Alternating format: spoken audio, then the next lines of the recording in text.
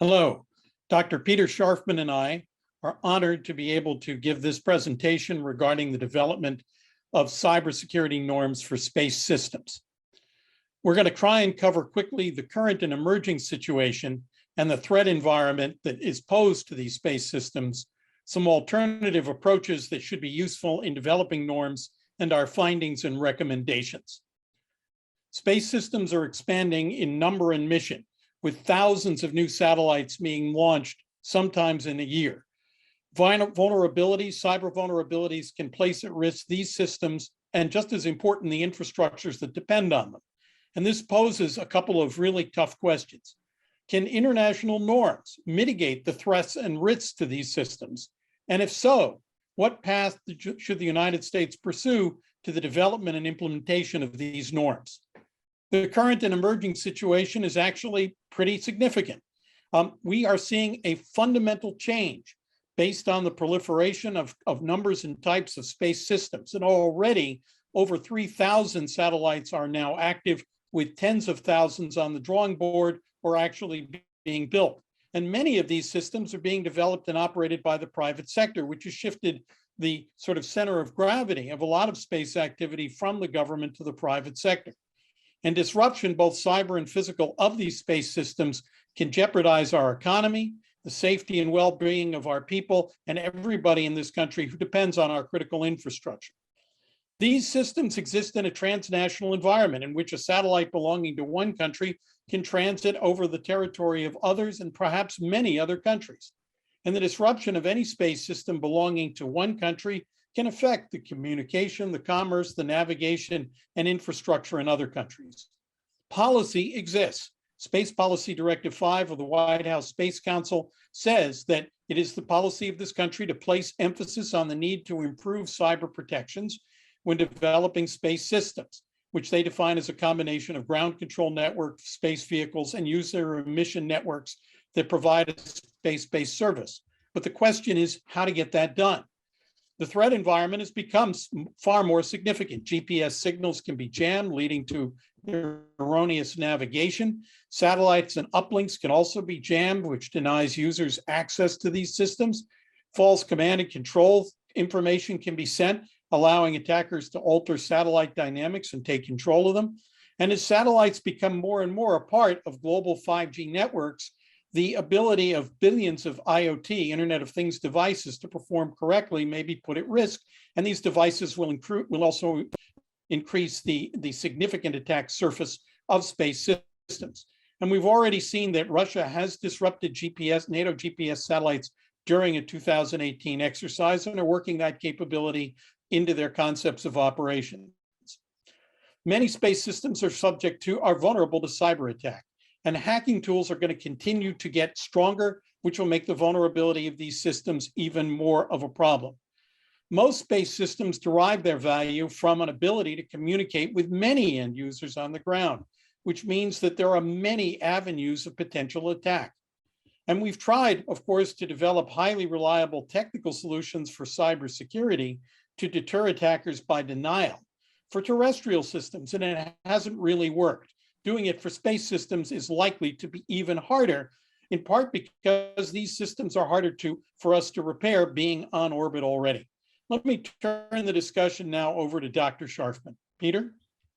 Thank you, Sam. As Sam says, hardening and defending the system is not likely to work.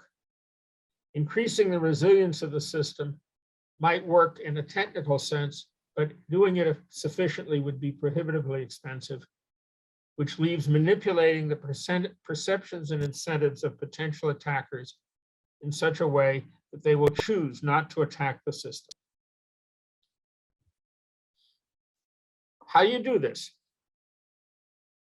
In the present international environment, we're not going to get to a situation in which nobody thinks they have any reason to attack a US space system. But interdependence, which is strong, has created a situation in which most potential attackers would themselves suffer to a degree from the effects of the attack. And so they would have to weigh that suffering against any benefits they derive from the attack. There's also traditional deterrence, the threat of severe punishment against an attacker. And finally, there is creating and sustaining norms against cyber attacks on space systems. And we find that these last three approaches reinforce each other. Interdependence and norms go together. A norm makes it appear safer to be dependent on somebody else, and the fact of interdependence over time strengthens norms. And deterrence and norms are mutually reinforcing because it's easier to deter a violation of a norm than to deter some arbitrary crossing of a red line. So how to look at norms? Do we view a cyber attack on space systems as a kind of cyber attack? Or do we view it as a kind of an attack on space systems? Or do we view it as something completely unique in itself? Well, if we look at it as an extension of norms on cyber attacks, we find that progress on cyber norms has been pretty uneven. Cyber attacks for the purpose of stealing money are widespread. Cyber attacks for disrupting normal functioning of information systems are infrequent. The US is trying to establish a norm that you don't attack in a way that disrupts critical infrastructure. Several authoritarian governments are trying to establish a norm that cyber should not be used to challenge their monopoly on the information their own citizens receive.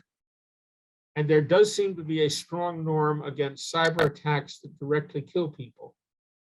We haven't seen and don't expect to see a cyber attack on a commercial airliner in flight. With regard to space, however, there's a very strong norm. There has never been a publicly acknowledged cyber attack against a space system. But the proliferation of space systems and cyber attacks means that this norm is fragile, which raises the question of how to reinforce it. If extension of norms regarding cyber attack is not promising, and the Outer Space Treaty codifies a norm against kinetic attack on space systems, the best approach is to extend the treaty's norm to cyber attacks on other countries' space systems. How? Well, doing nothing might work, but we can do better than that. A public statement of policy that the US believes that the principles embodied in the Outer Space Treaty should be understood to include cyber, based on the fact that when the treaty was ratified in 1967, no one was thinking about cyber, would strengthen the norm. Actually, amending Article 7 of the Outer Space Treaty to make this explicit would strengthen the norm even more. So, to summarize, a norm is reinforced by both independence and deterrence, and we view such norms as beneficial. Therefore, what should the US do? One, strengthen interdependence by encouraging the operators of commercial space systems to manage them in a way that clearly benefits multiple countries, not just the US. Two, should there be a cyber attack on US space systems, respond in a way that will create a great deal of deterrence in the future. Three, initiate informal consultations with the other major space and cyber powers regarding amending Article 7 of the Outer Space Treaty to explicitly prohibit cyber attack on space systems. But if that does not work, if the consultations show that others are not interested, then issue a unilateral statement of policy that the US believes that cyber attacks on space systems are and should be out of bounds. Thank you very much.